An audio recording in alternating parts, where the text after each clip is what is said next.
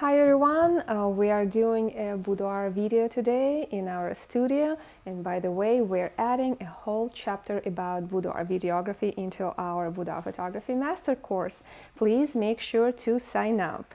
And today we're having Larissa in our studio for the shoot. Larissa is a model.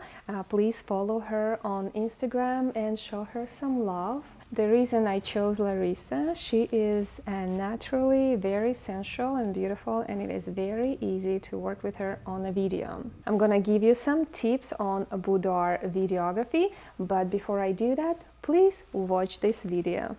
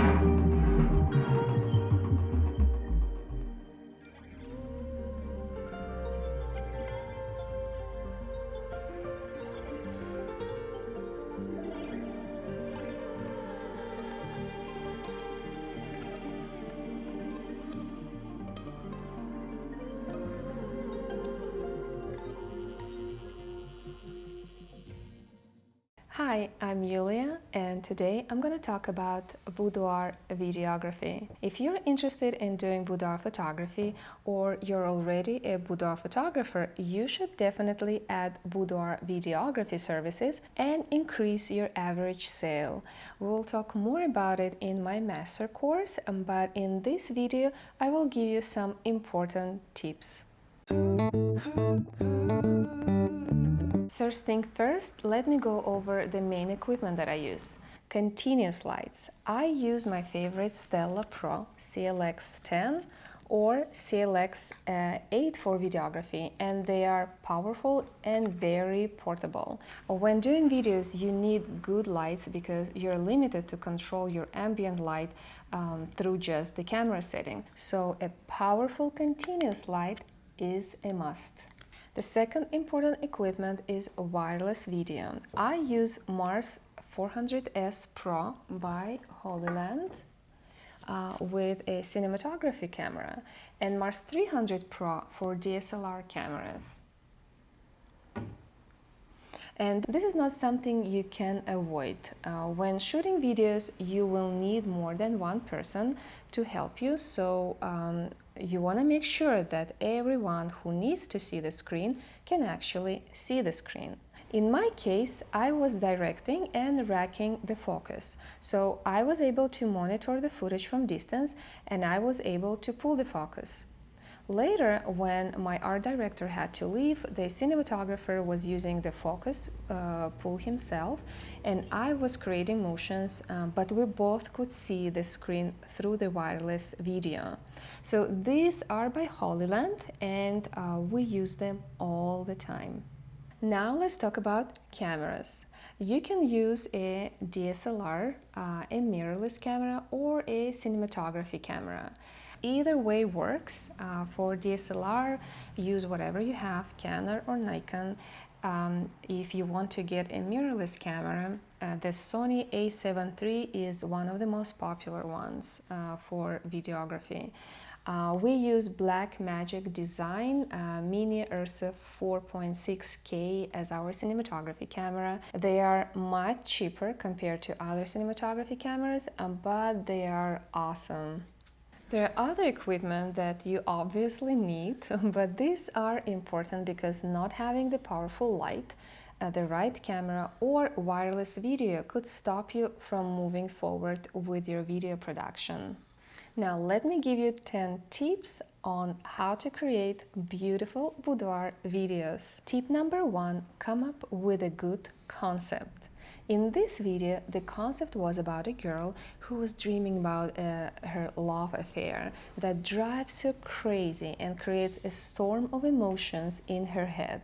And she's expressing them through her letters that she's writing to her beloved one, letter that she's probably not sending out to him even. So her emotions, her thoughts, feelings, along with all her unsent letters are piling up in her messy room. Tip number 2, don't confuse a short boudoir film with a BTS video. The behind the scenes are not as interesting as a short boudoir film, and clients either pay less money for it or they're not interested at all. But a BTS is a good start for everybody. Tip number 3, script your story in detail in a present tense. Best software to use for scripting is Final Draft. If you don't have it, anything else like Pages, Word document, or just a pen and paper would totally work. Tip number 4, make sure your client or a model reads and understands the script in advance so they can follow along and they agree to the story.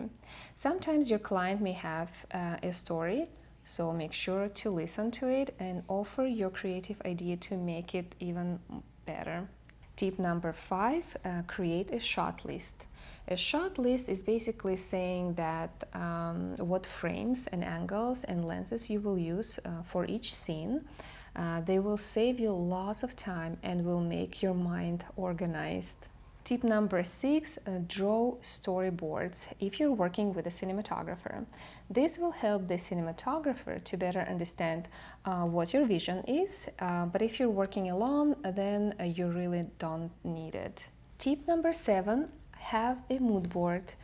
Have a setup designated for your scenes. Make sure you have a color palette, specific outfits for each set, and stage your scene. Tip number 8, creative lighting. Boudoir videography is completely different from boudoir photography, so make sure you have some accent lights, motivated lights, and some contrast in your scenes. Tip number 9, shoot in 60 frames per second if you want to add slow motions. I always shoot in 60 frames per second and then I slow it down to 24 frames per second in post. Tip number 10, make sure the final video is between 2 to 2.5 minutes long.